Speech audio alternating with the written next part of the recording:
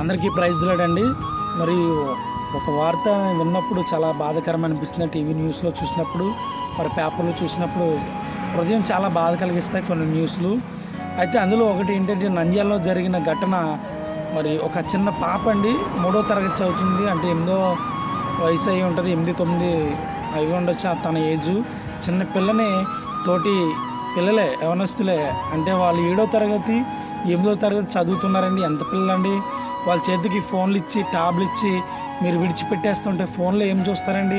అశ్లీల చిత్రాలు చూసి, వాటిని చూసి, సినిమాలు చూసి అవి నేర్చుకుంటూ మరి పాపని, మరి 3వ తరగతి చదువుతున్న పాపని రేప్ చేసి మరి చంపేసి కాలంలో పడేస్తారండి.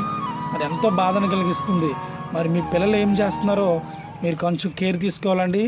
అక్కడెక్కడో నంద్యాలలో జరిగింది మనకేంటి అనుకుంటే కుదరదు. మన పిల్లలు కూడా ఏం చేస్తూ ఉన్నారు, ఎవరితో స్నేహం చేస్తూ ఉన్నారు, మరి ఏం